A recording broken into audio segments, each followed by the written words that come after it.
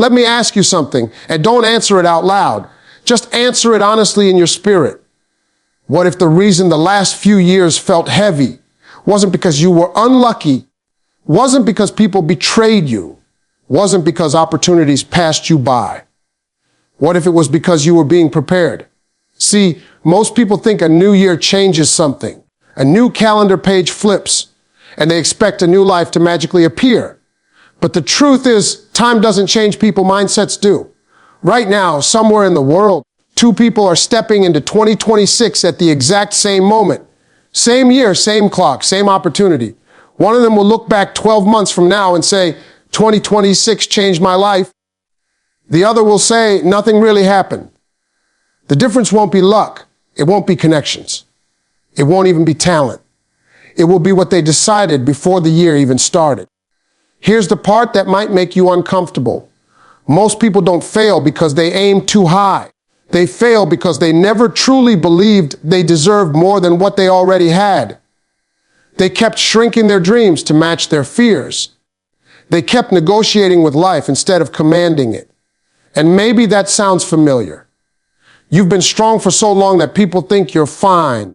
You've been quiet about your struggles because you didn't want to sound ungrateful. You've told yourself, I'll start when things calm down, not realizing that life never calms down for people who are meant to grow. Let me tell you something that could change how you see this year. That idea you keep replaying in your head, the one you talk yourself out of at night, the one that scares you just enough to make you doubt yourself. That's not random. That's an invitation. Because purpose doesn't shout, it whispers. And fear always tries to talk louder than destiny. 2026 is not asking you to be perfect. It's asking you to be brave enough to stop living on pause, to stop waiting for permission, to stop explaining your dreams to people who never had the courage to chase their own. This year isn't about proving anything to anyone else. It's about proving something to yourself. And the question is no longer, can you do it? The real question is, are you finally ready to believe that your life is meant for more than survival? Because if you start 2026 with the right mindset, this won't just be another year. It will be the year everything you've been carrying finally starts making sense. Most people are stuck, not because they are incapable, but because they are waiting for approval, waiting for the right moment, waiting for someone to say, now you're ready. And the painful truth is this: no one is coming to give you permission to become who you were meant to be. If permission was required to change your life, most successful people would still be standing exactly where they started. They didn't wait to be chosen. They chose themselves. Somewhere along the way, you were taught quietly, subtly, that it's safer to ask than to act, that it's more polite to wait your turn, that you should make sure everyone around you is comfortable before you make a move. But life does not reward politeness when it comes to purpose. Life responds to bold decisions made in moments of uncertainty. The world doesn't open doors for people who stand outside knocking softly. It opens doors for those who turn the handle, even when their hands are shaking. You don't need permission from your family to outgrow the version of you they are used to. You don't need permission from friends to change paths when the old one is draining you. You don't need permission from society to want more than survival. And you definitely don't need permission from your past mistakes to build a future that looks nothing like where you came from. Growth will offend people who benefited from you staying the same, and that discomfort is not a sign you're doing something wrong. It's proof that you're finally doing something real. Here's what no one tells you: waiting for approval slowly trains your mind to doubt itself. Every time you hesitate, every time you look around to see who agrees with you, you teach your spirit to sit down when it was meant to stand up. And over time, that hesitation becomes a habit. You stop trusting your instincts.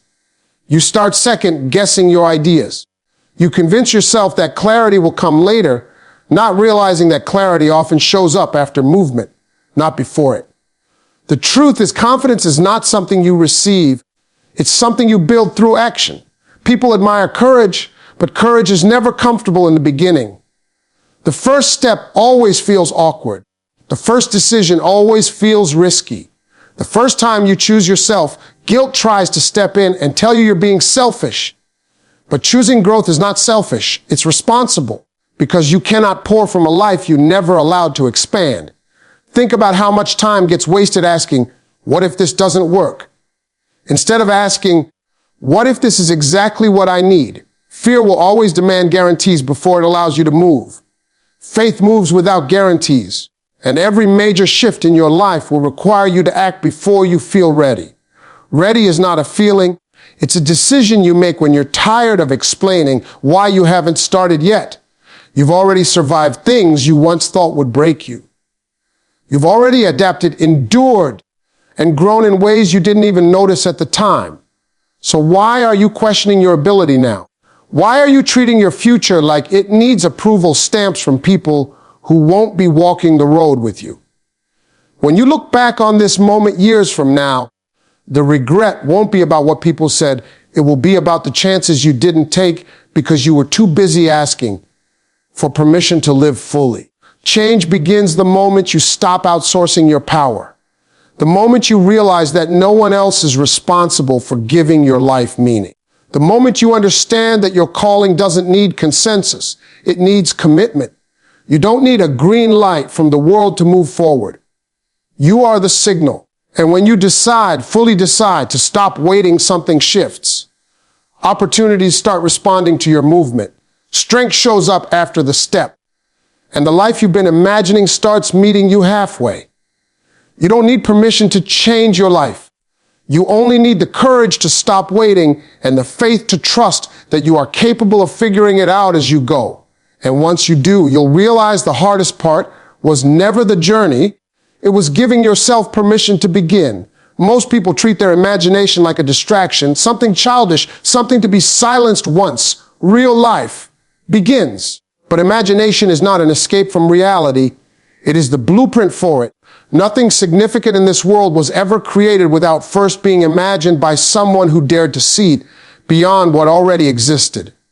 Every breakthrough, every business, every movement, every personal transformation started the same way, as a picture in someone's mind that refused to go away. That image you keep seeing of a better version of yourself, of a different life of freedom, peace, success, or purpose, that is not random. It's not you being unrealistic. It's not you being ungrateful for what you have. It's a glimpse of what's possible when you grow into who you're meant to become. Your imagination is not teasing you. It's recruiting you. It's showing you what life could look like if you had the courage to pursue it. Here's the reason imagination feels dangerous to some people. It forces them to confront the gap between where they are and where they could be. And instead of closing that gap, many people choose to shrink the vision. They say things like, or that's not for people like us, or let's be realistic. But realism without vision is just acceptance of limitation. The truth is, everything you currently call normal was once considered unrealistic by someone who lacked the imagination to see it. Imagination is how purpose introduces itself. It's how potential knocks on the door of your awareness. And when you ignore it long enough, life starts to feel heavy, not because you're doing too much, but because you're doing too little of what you were designed to do. That quiet dissatisfaction you feel isn't a flaw in your character. It's a signal that you're meant for expansion. You were not created to live on repeat, numbing yourself with routines that never challenge you. But imagination alone is not enough. If you don't feed it, fear will starve it. Fear will whisper that you're not qualified, not ready, not supported, not lucky enough. Fear will remind you of past failures and convince you they define your future. And if you let fear dominate your inner conversation, you'll start doubting the very vision that was meant to guide you forward. That's why you have to protect your imagination. Be careful who you share your dreams with. Not everyone deserves access to what you're building internally. Your imagination works like a compass. It doesn't show you every step, but it points you in the right direction. And the mistake many people make is waiting for the full map before they move. But clarity comes from motion. Once you take the first step toward what you see in your mind, the next step becomes clearer. Momentum sharpens vision. Action strengthens belief. And slowly, What once felt impossible begins to feel inevitable. You have to understand this: your imagination is already ahead of your current circumstances. It sees what discipline, growth, learning, and persistence can unlock over time.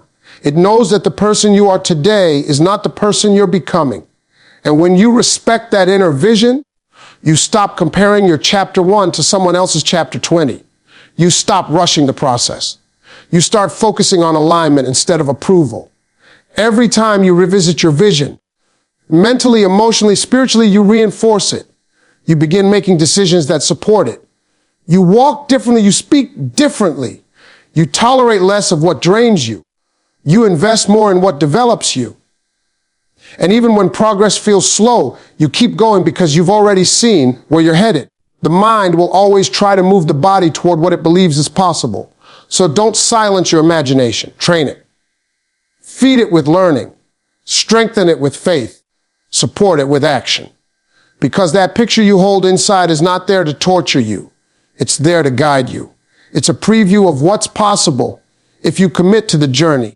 And one day, if you stay consistent, you'll wake up and realize you're no longer imagining the life you wanted, you're living it. Most people spend their entire lives trying to avoid discomfort, not realizing that discomfort is not the enemy, it's the signal.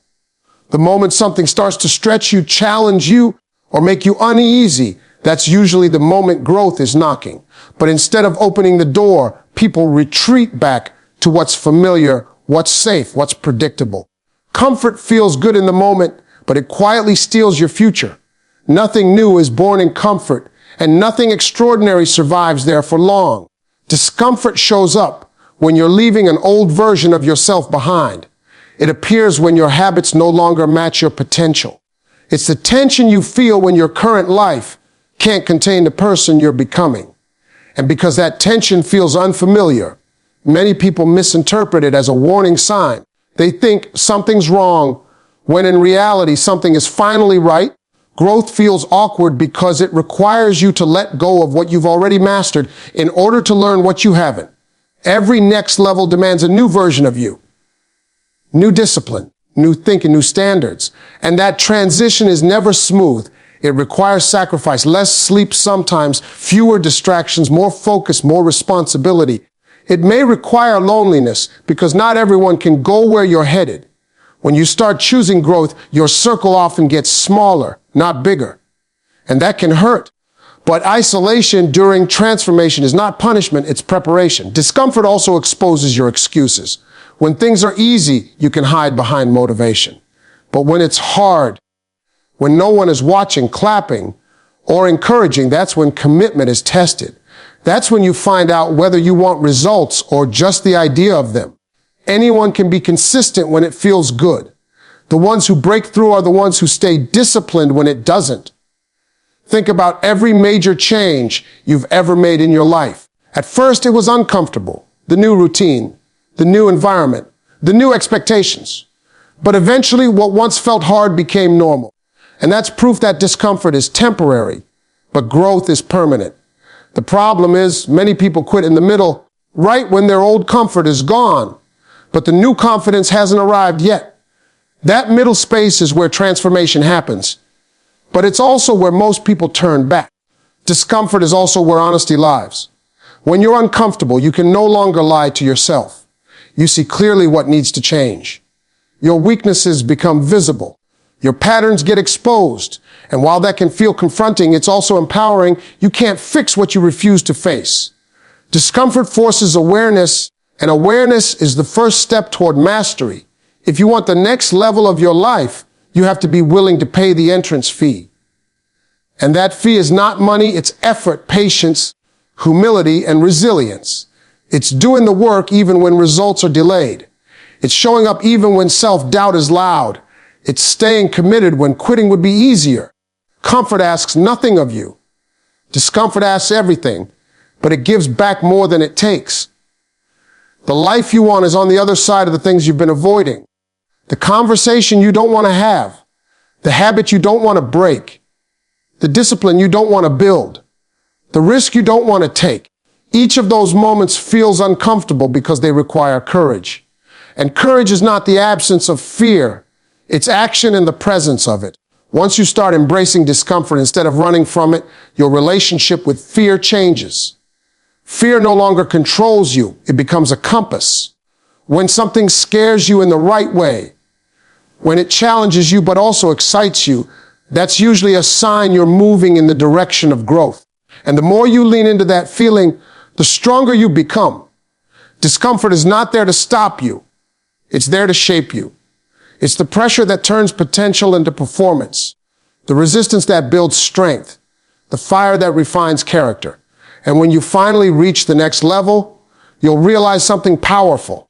The discomfort you once feared was the very thing that prepared you to handle the life you asked for. Most people spend a lot of time thinking about the future, worrying about it, hoping it turns out better than the past, yet very few people understand how the future actually arrives. It doesn't show up all at once, and it doesn't respond to wishes or motivation. The future is introduced quietly through habits, through the small, repeated actions you take every single day. Long before you ever step into a new chapter of life, your habits are already building the doorway. You don't wake up one morning with a completely different life. You wake up with the same routines, the same thoughts, the same choices, and over time, those choices compound into results. That's why two people can want the same outcome, but end up in very different places. One person waits for motivation to strike. The other builds habits that don't depend on how they feel. And feelings are unreliable. Habits are loyal. They show up even when energy is low, confidence is shaky, and progress feels invisible. Your habits are constantly shaping your identity. What you do consistently sends a message to your mind about who you are and what you deserve. When you show up for yourself daily, even in small ways, you build self-trust, and self-trust changes everything. It changes how you speak. It changes what you tolerate. It changes what you pursue. But when your habits are careless, inconsistent, or driven by comfort, they quietly reinforce a version of you that stays stuck, even if you dream of more. Many people underestimate the power of small actions because they don't feel dramatic. Waking up earlier doesn't feel like success. Reading a few pages doesn't feel life-changing. Choosing discipline over distraction doesn't come with applause. But over time, these actions stack. And one day, you look back and realize the gap between where you were and where you are now was built step by step, not leap by leap. The future rewards consistency, not intensity. Your habits also reveal your priorities, whether you admit it or not. How you start your mornings, how you end your nights, how you spend your free time, these are not random behaviors. They are signals, and if you're honest with yourself, you can trace most of your current results back to what you've been repeatedly choosing. This isn't meant to shame you, it's meant to empower you. Because the moment you understand that habits are the engine, you stop blaming circumstances and start adjusting behavior. What makes habits so powerful is that they work even when you're not paying attention. While you're busy living your life, habits are quietly shaping your future in the background. That's why waiting for the right time to change is dangerous. Every day you delay, the current habits continue to vote for the same outcome. Change doesn't require a perfect plan. It requires a decision to start doing one thing differently, then doing it again tomorrow. Discipline often gets misunderstood. People think discipline is harsh or restrictive, but real discipline is an act of self-respect. It's choosing what you want most over what you want now. It's understanding that your future self is watching your present choices and hoping you'll make decisions that honor the life you're trying to build. Habits are how you keep promises to that future version of you. The truth is, your future doesn't care about your intentions. It responds to your patterns. You can want success, peace, health, and freedom all you want. But if your daily actions don't align with those desires, the future will follow the habits, not the hopes. And the good news is this: habits are learnable. They can be rebuilt. You don't have to overhaul your entire life overnight. You just have to be consistent with what matters. One day, your habits will introduce you to your future face to face. And when that moment comes, you'll either recognize it as something you intentionally built, or you'll wonder how you ended up somewhere you never planned to be. The choices made daily in quiet moments through simple actions. Change your habits, and you don't just change what you do, you change who you become. Hope by itself is powerful, but hope without action eventually turns into frustration. Many people believe deeply, pray sincerely, dream vividly, and still feel stuck, not because their faith is weak, but because faith was never meant to stand alone. Faith is the spark, but action is the fuel. When the two work together, hope stops being a wish and starts becoming a result. There's a misunderstanding that faith means waiting. Waiting for signs, waiting for certainty, waiting for everything to line up perfectly. But real faith doesn't sit still, it moves. It steps forward before the path is fully visible. It acts even when outcomes are uncertain. Faith says, I trust, and action says, I'm going anyway. Without action, belief stays theoretical. It feels good, but it doesn't build anything. Action without faith, on the other hand, is exhausting. You can hustle nonstop, stay busy, push yourself hard, and still feel empty if you don't believe in what you're building. That kind of effort leads to burnout because there's no deeper meaning fueling it. Faith gives action direction. It reminds you why the work matters, especially on the days when progress is slow and recognition is absent. Results are born in the space where belief meets movement. When you take action based on faith, even small steps carry weight. You begin to notice doors opening that weren't visible before, not because the world suddenly changed, but because your perspective did. Momentum starts working in your favor. Confidence grows not from outcomes alone, but from knowing you showed up despite fear and doubt. One of the hardest things for people to accept is that clarity often comes after commitment.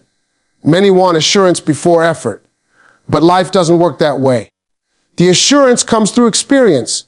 Each step you take strengthens your belief. Each risk you survive reinforces your trust in yourself. Faith grows through action, just as muscles grow through resistance. There will be moments when it feels like nothing is happening, when effort doesn't immediately produce results, when silence replaces feedback. Those moments test whether your faith is rooted in outcomes or in purpose. Action driven by true belief continues even when rewards are delayed. That's where perseverance is born. That's where character is shaped. Faith also teaches patience, but patience doesn't mean inactivity. It means working while you wait, preparing while you hope, learning while you trust. Every action you take in faith sends a signal to yourself and to the world that you're serious about change. And seriousness attracts opportunity. At some point, hope must graduate into responsibility. Responsibility for your choices. Responsibility for your effort. Responsibility for the life you're building. Faith doesn't remove responsibility. It increases it. Because once you believe something is possible, you can no longer excuse inaction. Belief demands alignment. It asks you to live in a way that supports what you say you believe. When faith and action align, setbacks don't stop you, they shape you. Failures don't define you, they teach you. You stop interpreting obstacles as rejection and start seeing them as redirection. That shift in mindset changes everything. You become resilient, adaptable, grounded. Hope becomes real when it's backed by consistent action. Not perfect action, not fearless action, just honest effort repeated daily. That's how dreams stop floating in the distance and start taking form. That's how belief turns into progress and progress into results. Faith plus action doesn't guarantee an easy journey, but it guarantees a meaningful one. And over time, that meaning becomes momentum. Momentum becomes mastery. And one day, you'll look back and realize that what once felt like a leap of faith was simply the first step toward the life you were always meant to build. So as you step into 2026, understand this: nothing outside of you has to change first for your life to change. The shift doesn't begin with a new opportunity, a new connection, or a perfect moment. It begins the instant you decide to think differently, move differently, and demand more from yourself than you ever have before. This year is not waiting on luck. It's waiting on leadership, and that leadership starts with you. You don't need permission. You don't need certainty. You don't need applause. What you need is the courage to trust what you've been shown, the discipline to act when it's uncomfortable, and the faith to keep moving even when results are delayed. Everything you've heard today comes down to one truth. The life you want is not hidden from you. It's hidden behind the actions you've been avoiding. 2026 will not be remembered for what you planned.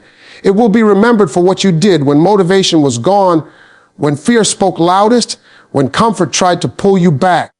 Your imagination has already shown you what's possible. Your habits are already shaping where you're headed. And every uncomfortable step you take is preparing you for a level you're not ready for yet, but will be. This is the year you stop negotiating with your potential. The year you stop waiting for signs and start becoming one. The year you stop hoping things will change and start changing them. You owe it to yourself to see what happens when faith meets action, when discipline replaces excuses, and when courage becomes your default response. Don't enter this year casually. Enter it committed, enter it focused. Enter it knowing that no matter how many times you fall, you will not stay down. Because when you look back on 2026, you won't measure it by how easy it was, you'll measure it by how much you grew. And if you stay consistent, if you stay brave, if you stay faithful to the work, this won't just be another year in your life. It will be the year your life finally changed.